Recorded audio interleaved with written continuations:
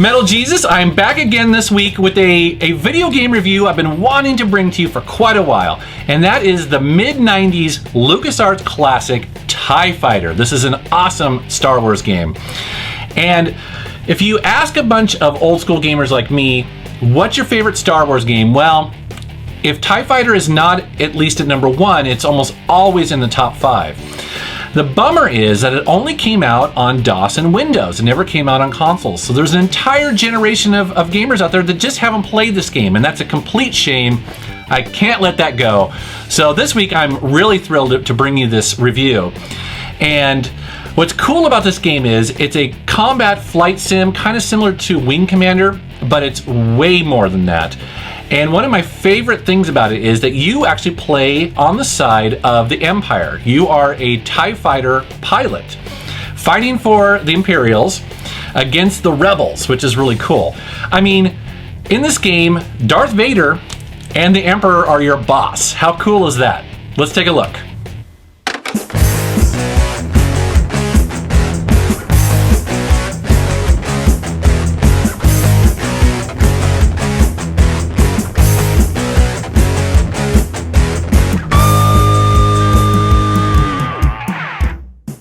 TIE Fighter was released by LucasArts in 1994 for DOS, and then about a year later, it was released on CD-ROM in a collector's edition. And that's actually the version I'm showing right now.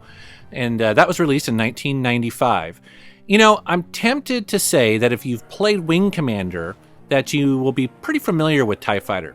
The difference is that TIE Fighter actually is a space combat simulator, an emphasis on simulator.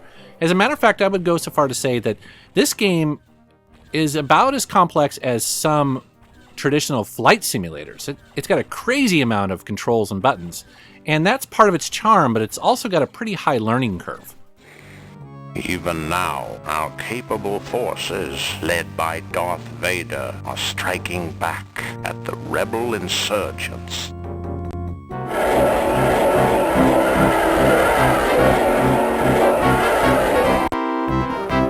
Are unprepared for our attack. Signal Vice Admiral Thrawn to launch his TIE squadrons immediately. In the game, you play as a rookie TIE Fighter pilot assigned to the Imperial Navy, and you're trying to maintain order in the galaxy and also control any civil disobedience that may arise. This game takes place almost immediately after the Battle of Hoth. As a matter of fact, in this game, the main villain is the Rebel Alliance, which, as everyone knows from the movies, is the Luke Skywalker characters, the Han Solo characters. So they are the villains in this game. And I love how this game actually refers to them as terrorists. We captured a freighter full of rebels trying to escape from the planet Hoth. Hoth, a nearby ice planet, was the main base of the rebels. The recent Imperial attack on this base has driven their forces into flight. The interrogation of these rebel prisoners should help us track more of them down. Now, it's also worth noting to fans of the Star Wars universe that this game fits in right around the time of the Heir to the Empire novels and uses many of those plot elements. So it's kind of cool. It fits into the main Star Wars narrative very well.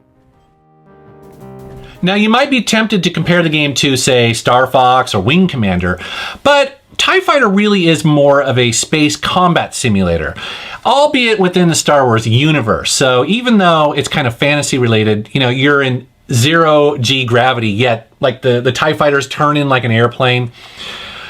By the way, any chance I get to play with Star Wars toys, I'm down with. I think what I'm really getting at here is that there's just a ton of keys that you have to manage while playing the game. For instance, you really have to pay attention to the energy distribution between your shields and your weapons. Now, the Empire really designed the TIE Fighter to be almost disposable. So the Empire would throw tons of these things at the rebels, expecting them not to survive very long, especially in the beginning of the game. So very early on in the game, you have to make a choice. Do you want shields or do you want lasers? And I'll tell you what, making that choice in heavy combat is kind of a scary one because you really get the sense that your TIE Fighter is pretty weak, especially in the beginning of the game when you're flying the basic one. But it's very satisfying to survive and actually make a difference in a battle. The civil war that has ravaged your planets is over. It is time to lay down your arms. Join us to rebuild all that was destroyed in this savage conflict. Now, another aspect that you have to really manage is the engine speed. And what I mean by that is that you can go 100% full speed all the time, but the problem is that these battles are fairly complex. And so often you will simply die just by clipping your wing on something accidentally. So surprisingly, I'm always monitoring and managing my speed. And there's a really nice feature in this where you can just hit the enter key and that matches the speed of your target. Now, speaking of targets, another aspect of this game is target management. And like I mentioned before, these are pretty intense dogfights. There's a lot going on both sides. You're almost never alone. And so knowing where everything is, both the capital ships and everything else, is key. There's also cargo ships.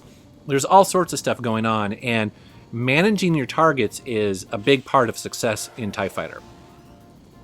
The fleet under my command is willing to join the Rebel Alliance for a price. Very interesting, Admiral. We have great need for officers of your caliber. Here is what I propose. The main game is fairly long. There are 7 tours of duty, and each of those sections has at least 4 missions to it. So there's plenty to dig into and enjoy. Each mission has a primary and secondary objective, so you don't have to do the secondary ones. And there's a really interesting bonus objective that shows up occasionally. Now that's given to you by this really shadowy character that hides on deck, and you'll talk to him, and you find out actually that he speaks for the Emperor. Now this is a really interesting part of the game, and it's totally optional, but basically the Emperor suspects that one of the higher-ups in the Imperial Navy is secretly helping the rebels.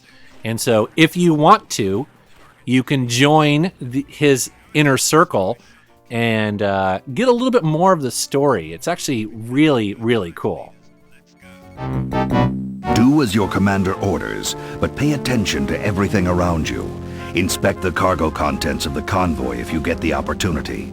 Admiral Harkov's performance so far has not been all the Emperor had hoped for. Conflicting reports give us reason to believe everything is not as it seems in this civil war. In addition to the main story, there's actually a really fun little, I guess you'd call it maybe a mini game. It's an obstacle course that you can run through completely at your leisure if you want to. And essentially what you do is you choose a type of TIE fighter that you want to run through this, and you try to get through it as quickly as possible because time is running down through the different legs.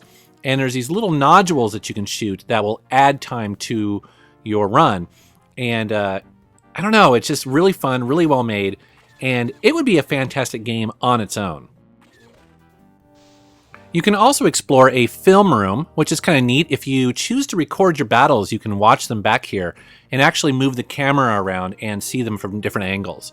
There is a tech room, which allows you to view 3D models of different ships throughout the game. And there's also a combat simulator in case you're getting stuck and maybe frustrated with a new type of TIE fighter that you're not familiar with.